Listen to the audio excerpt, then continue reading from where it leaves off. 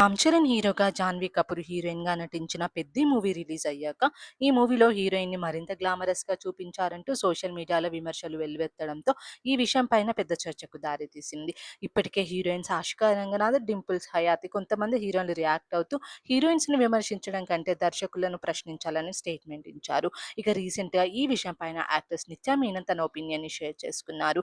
హీరోయిన్స్‌ని కేవలం గ్లామర్‌గా చూపించడం ఒక తెలుగు మూవీ ఇండస్ట్రీలోనే కాదని అన్ని ఇండస్ట్రీలో ఇదే పరిస్థితి ఉందన్నారు.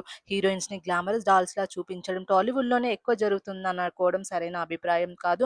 ప్రతి ఇండస్ట్రీలోని ఇలాంటి పరిస్థితులు ఉన్నాయి. ప్రేక్షకులను ఆకర్షించడానికి గ్లామర్ అవసరమనే భావనతో కొంతమంది డైరెక్టర్స్, ప్రొడ్యూసర్ వ్యవహరిస్తున్నారు.